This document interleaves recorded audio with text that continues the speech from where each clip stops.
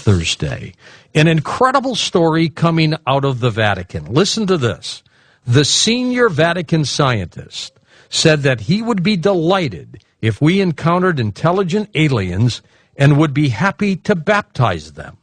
His pronouncement opens up the possibility of space missionaries heading out to the stars to convert aliens to Christianity. We're going to talk with a couple guests in a moment about this story. First, though, Richard Hoagland from the EnterpriseMission.com. Richard, what does this all mean? Well, you know, the drip, drip, drip is becoming a splash, splash, splash. This is obviously planned run-up to disclosure. I mean, there's no other way to account for this. This guy is the Pope's chief astronomer. He is in charge of the Pope's meteorite collection back in Rome. I didn't know the Pope had a meteorite collection. Well, he must have a good one. And he's speaking tomorrow at the British Science Festival in Birmingham, but he's just down the street when the Pope coincidentally happens to be in London when he makes this series of major pronouncements officially. This is not like, Cardinal Balducci. This is official on-the-record Vatican policy.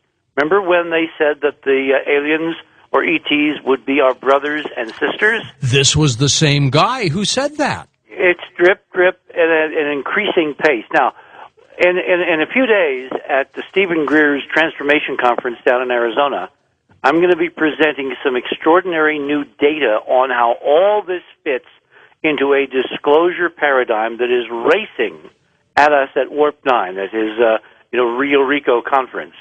And all I can say is that there's going to be an accelerating cascade of these events, not only from the Vatican. I mean, the Pope is in London to, brief her on the Vatican's perspectives on extraterrestrials? And you're going to see things coming from our administration. There's a lot of clues that we're getting closer to some kind of official movement this fall, October, November. Think of an October surprise. Remember, there's this big conference, the ESA conference going on in Rome beginning next week, where the Phobos data is supposed to finally come out that we've been talking about for months and months and months. So, no, I'm not surprised, and I'm looking forward to what your guests have to say, and all I can say is the big news here is not that the church is saying we would baptize aliens. I mean, give me a break.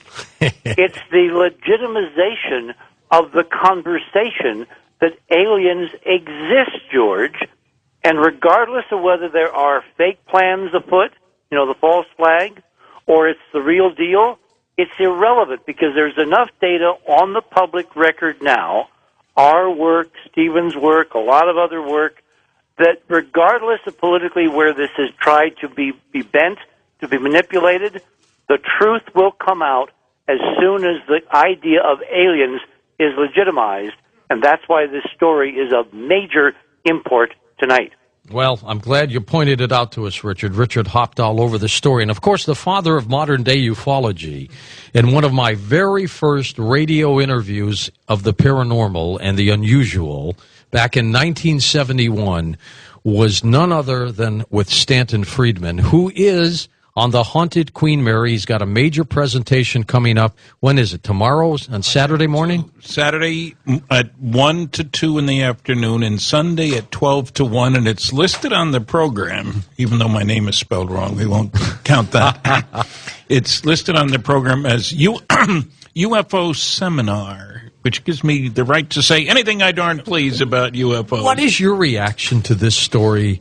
That sounds kind of funny that the Vatican would love to baptize any ETs. Well, come on. When the Pope said last year, I guess it was, that, God made us, he made them, our brethren in outer space, and my first reaction was, what does he know that we don't know?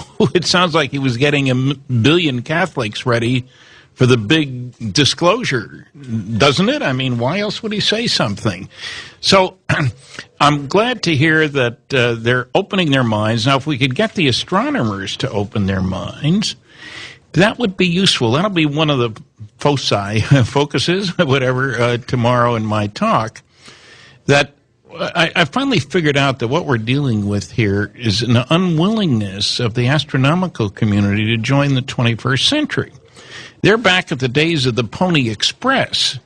The rest of us are communicating with the Internet. Their understanding of energy and rocketry is back with the Pony Express. And I will shock people by saying they seem to think that the end-all and be-all of rocketry is chemical rockets. Now, do you realize how much we've used nuclear energy? Not just for rockets, of course, and I've worked on nuclear rocket engines. But think about it for a minute. Nuclear energy. Why nuclear energy? Because there's so much more energy per pound, per cubic foot, whatever you want.